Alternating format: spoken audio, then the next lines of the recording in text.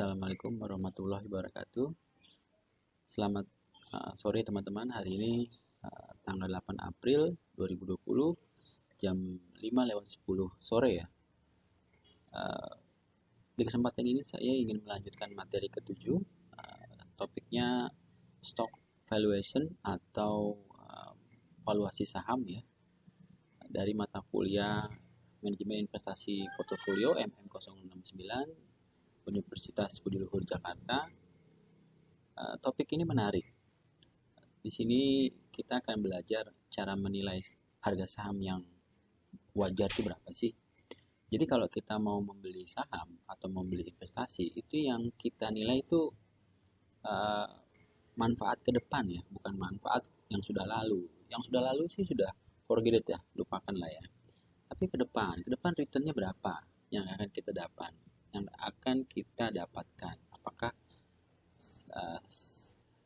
senilai dengan ekspektasi kita? Apakah risikonya sesuai dengan yang kita perkirakan sebelumnya? Atau faktor-faktor lain kita juga harus masukkan, seperti diskonto, lalu juga continue growth dan sebagainya.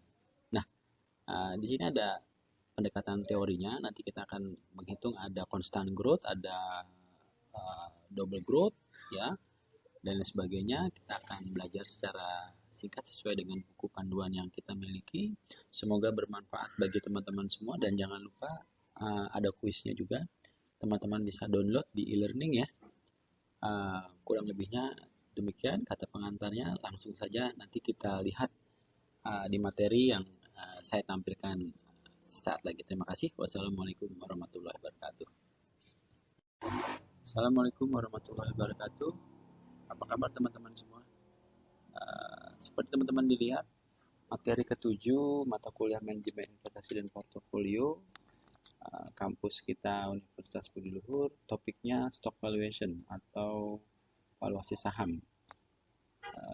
Kita akan membahas secara singkat dan saya harap jelas ya tentang bagaimana menilai suatu harga saham yang ada di pasar. Mungkin teman-teman sering menilai harga kalau kita mau beli sesuatu, entah dari e-commerce, dari toko online dan sebagainya. Wah, ini ada barang misalkan dari kita lihat dari Tokopedia, harganya 2,8 juta, 20 juta 830. Kita tahu umumnya kalau barang itu secara umum ya, itu terdepresiasi, menyusut. Apakah pendekatan penilaian kita karena kita suka, karena kita mungkin lihat harga pasar dan sebagainya, lalu kita putuskan beli gitu ya. Begitu juga kalau kita mau beli, cari rumah atau cari ruko dan sebagainya, oh ada lihat ini harga pasaran bagaimana dan sebagainya. Mungkin agak sedikit berbeda pendekatannya dibandingkan jika kita ingin membeli saham. Ya sebenarnya hampir mirip investasi juga ya, kayak kita beli rumah, ruko itu investasi juga. Tapi untuk saham mungkin kita bisa pelajari lebih ini lagi ya, lebih detail lagi, lebih menggunakan pendekatan-pendekatan investasi tentunya, yaitu dengan asumsi pertumbuhan, diskonto dan sebagainya. Bukan berarti investasi yang lain seperti kalau kita beli rumah kan juga investasi, itu tidak bisa juga. Tapi di sini saya ingin memberi gambaran yang kontras ya, teman-teman bisa pahami. Misal di sini, hari ini tanggal 8 April, saham Garuda Indonesia dijual dengan harga 204. Lalu Anda sebagai investor, apa yang Anda pikirkan? Kalau membeli saham, itu yang kita pikirkan pertama itu adalah future income. Expected return-nya berapa? Lupakan yang masa lalu, history ya. Karena kalau kita investasi, kita berharap akan ke depan akan mengenerate atau memberikan revenue berapa bagi kita. Kita harapkan saham tersebut tumbuh, memberikan dividen, ada capital gain dan sebagainya, gitu ya. Nah, kita juga harus paham bagaimana cara menghitung harga wajar. Tentunya gini, kan kita kalau sebagai pembeli maunya harganya murah, ya, tapi bernilai.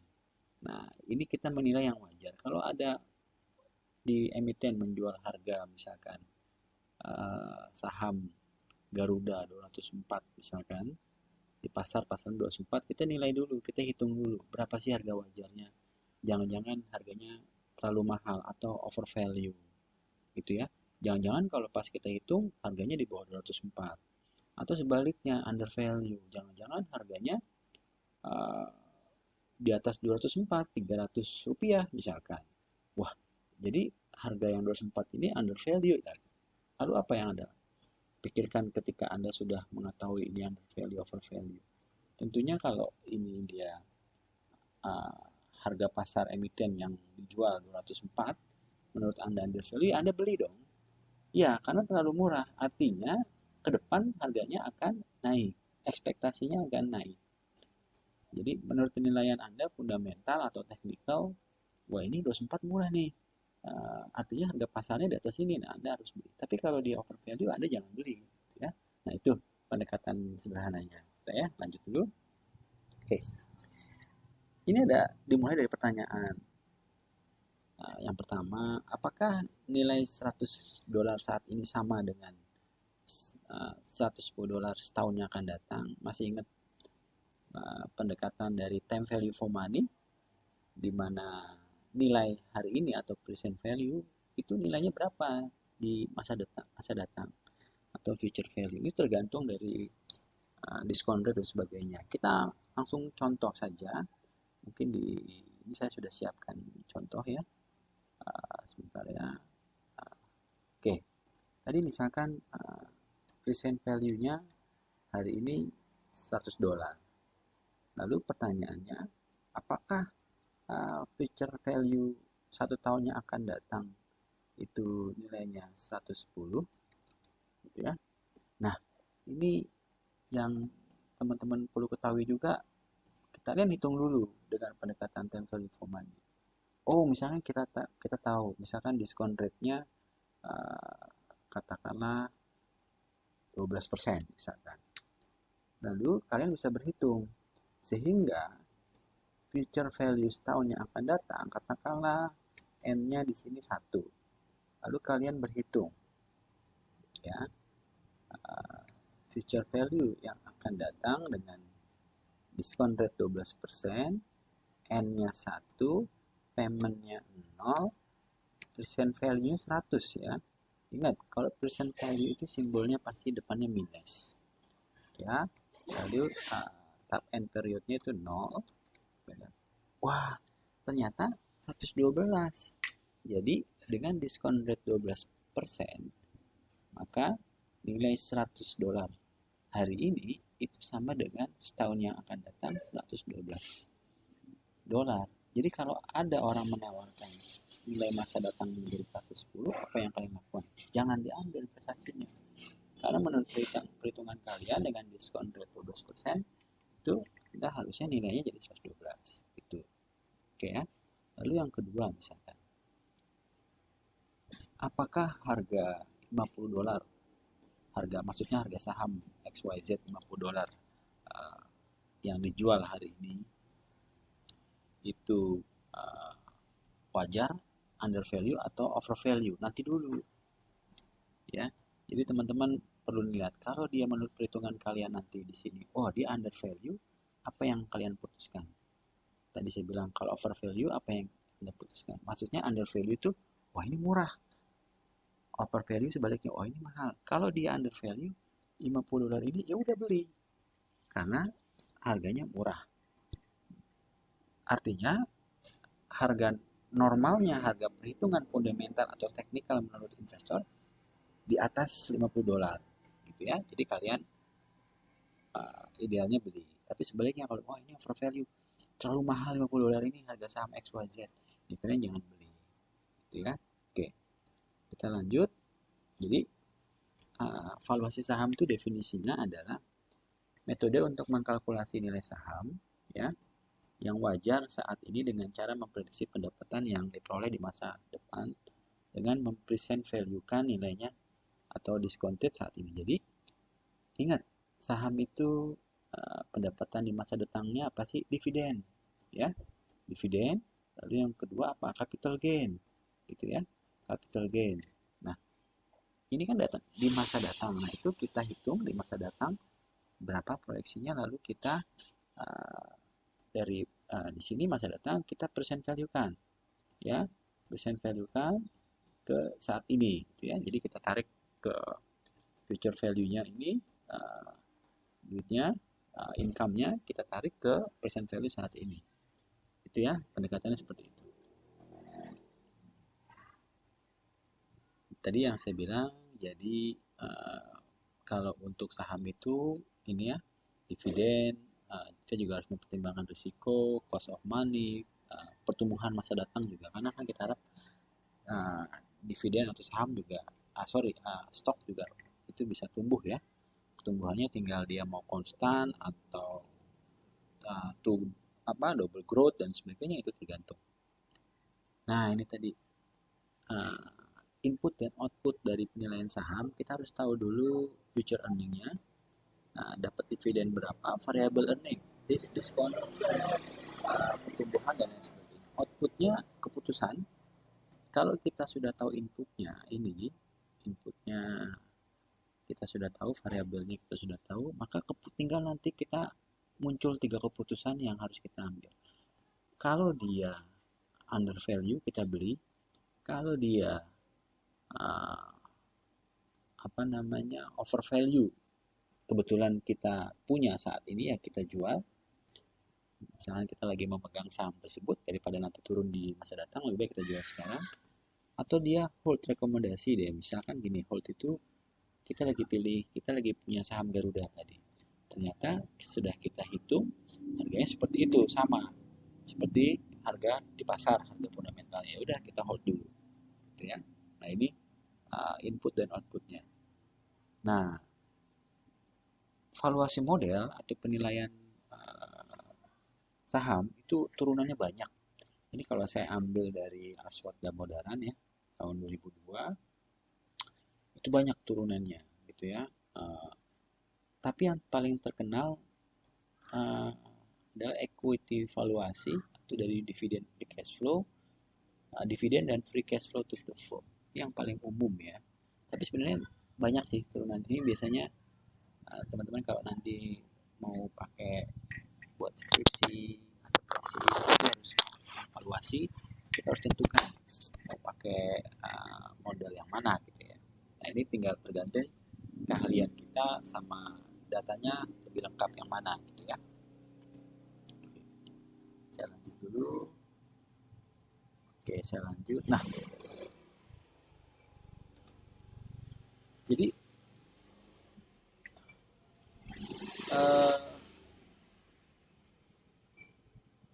formula atau pendekatan dari yang kita gunakan ya untuk menghitung valuasi saham, itu rumus dasarnya sebenarnya kita pakai rumus TVM ya, time value for money. Rumusnya itu present value sama dengan future value ya, dibagi 1 plus R pangkat N. Ini pointernya, gitu ya. Jadi rumusnya ini sebenarnya, gitu ya. Nah, gini, D dan P, D itu dividen, P itu harga di tahun yang akan datang, gitu ya. Tadi saya jelaskan di awal bahwa streaming cash flow dari saham itu pemasukannya dari dua. Yang umumnya diketahui itu dua, yaitu dividen dan capital gain, gitu ya. Capital gain kalau dia profit. Nah, itu merupakan input ya. Nah, K itu discount rate, gitu ya. Terus atau rate return yang variabel yang kita ketahui. Nah, kalau dia misalkan uh, N-nya lebih dari uh, satu tahun, 2 tahun, 3 tahun, nah ini gitu ya. Karena kan sebenarnya dia sigma ya. Jadi tergantung dari N-nya ini ya. Kalau N-nya ada 5 ya ininya 5 gitu ya.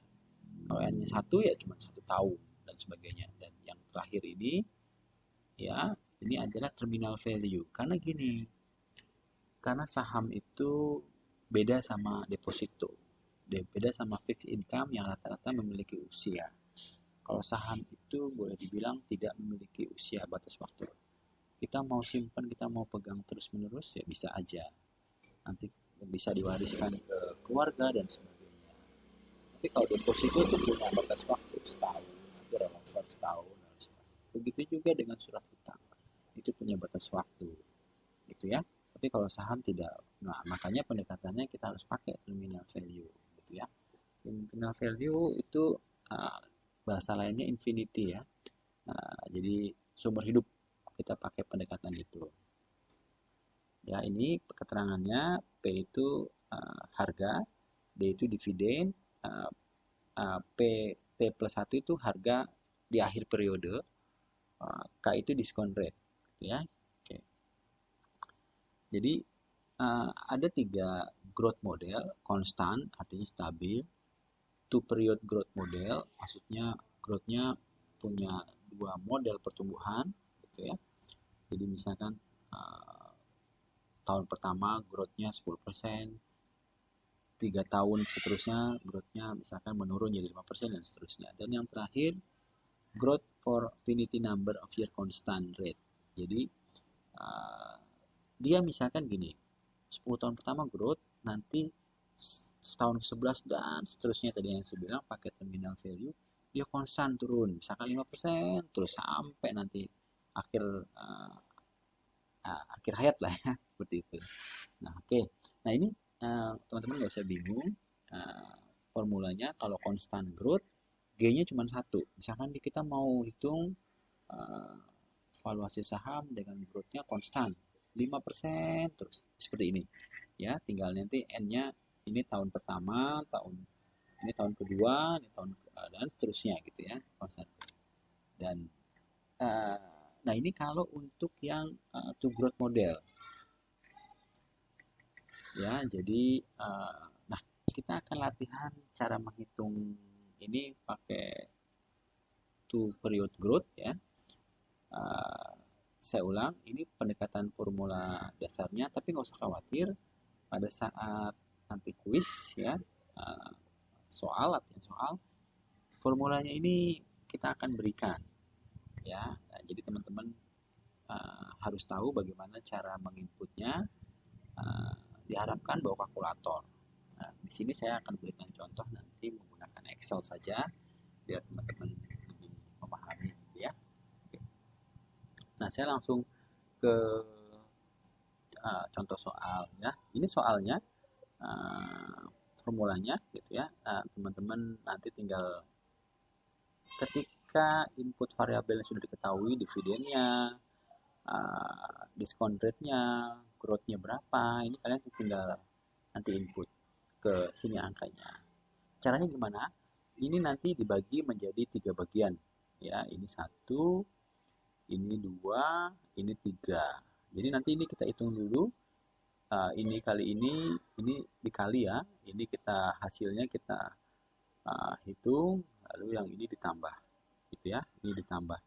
Bayangin hasilnya berapa, keluar harganya menurut kita. Harganya kalau sahamnya berapa gitu ya. Oke, saya lanjut. Nah, ini misalkan diketahui harga saham XYZ di pasar harganya $65. Misalkan kalian dihadapkan dengan informasi bahwa ada saham XYZ dijual harganya $65. Lalu kalian harus menghitung dulu apakah keputusannya membeli atau tidak gitu ya. Kalian harus hitung dulu dengan variabel inputnya seperti ini. Jika diketahui earning ya dari dividen itu $3,9, terus sorry, dari saham itu $3,9, lalu saham tersebut memberikan dividen $2 dengan long term growth rate 12%, ya. Dividen payout rasionya 50%, diskon rate-nya 13% atau ERN-nya 13%, periodenya N-nya, masanya 15 tahun N, ya. Ini price earning ratio setelah tahun ke-16 9,5.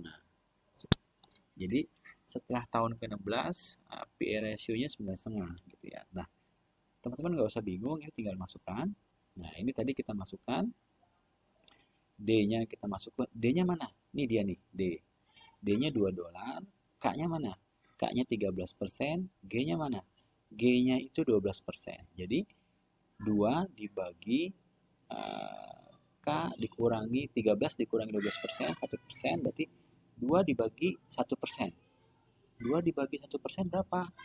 1% itu kan sama dengan 0,01. Itu jadi sama dengan 200 gitu ya. Nah, oke. Saya ini dulu ya, saya ini dulu. Nah, ini mau hapusnya. Nggak usah dihapus ya. Kita langsung ke Excel. Excelnya ini ya. Bentar ya, ini dia. Oke, saya sudah siapkan. Tadi temannya ini diketahuinya ini ya, harga sahamnya yang kalian harus mau beli 65. Kalian harus hitung. Nah, pertama D-nya berapa? D-nya 2. Kalian hitung aja. Tadi saya bilang ini dibagi 3 bagian ya. Ini 1, ini 2, ini 3. Jadi kalian hitung dulu. Nah, kalian teman-teman hitung dulu. D ini dividennya berapa? 2. Ini dividennya 2 ya. Kita hitung di sini sama dengan 2 dibagi ya. K-nya berapa di sini? K-nya 13 dikurangi 12. 13% dikurangi 12%. Enter.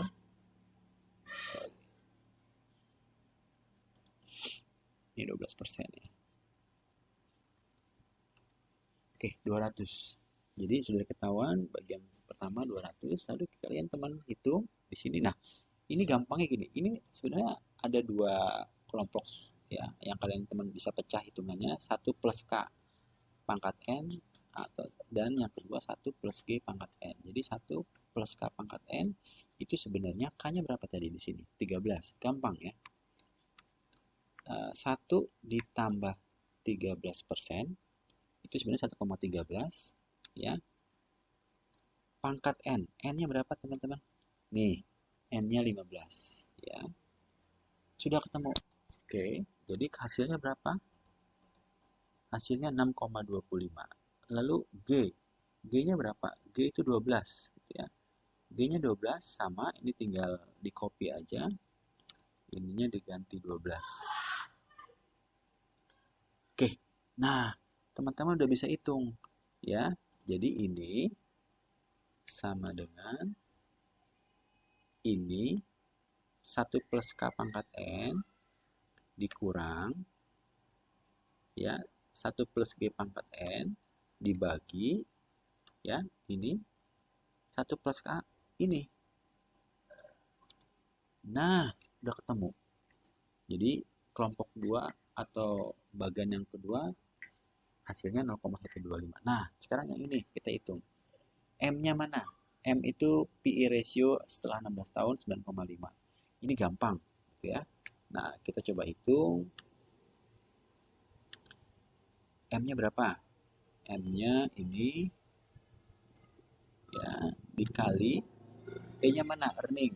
Ini ya. Terus dikali 1 plus G ya. 1 plus G-nya berapa? G-nya 12 nih ya. G-nya 12. Sorry. Ini aja kita langsung di sini. G-nya 12. Nah, ini dia.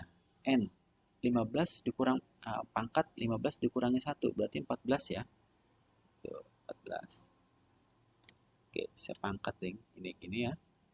Nah, kan sudah ketemu, tinggal dikali 1 plus 1. Nah, 1 dibagi 1 plus K pangkat N, ini hasilnya kan berada. Nah, kalian ini ya, tinggal di kurung buka, kurung tutup, dikali 1 dibagi ini. Nah, hasilnya berapa? 29,62. Sehingga ini dikali ini ditambah ini hasilnya 54. Itu ya, hasilnya 54. Kita balik ke sini, kita lihat. Nah, oke. Saya hapus dulu biar teman-teman nggak bingung ya. Eraser. Oke. Nah, hasilnya 54,58. Kesimpulannya apa? Saya ulang ya. Harga saham yang mau dijual itu 65.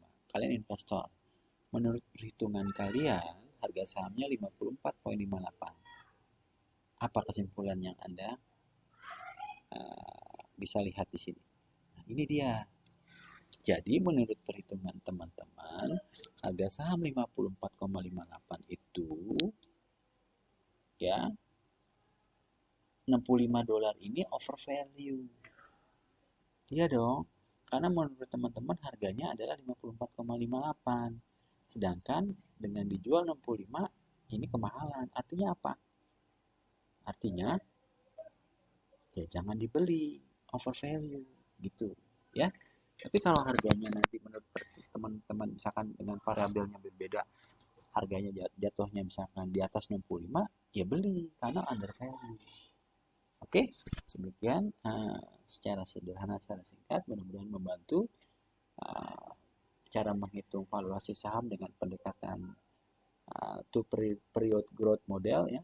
Ini contohnya, jadi nanti di quiz yang teman-teman bisa download, teman-teman nanti formulanya diketahui, teman-teman yang penting paham memasukkan variabel inputnya ini tadi, gitu ya. Mungkin sampai di sini dulu. Saya ucapkan terima kasih atas kekurangan dan khilafnya mungkin. Sebelumnya ada perkataan yang saya salah, mohon maaf. Terima kasih. Wassalamualaikum warahmatullahi wabarakatuh.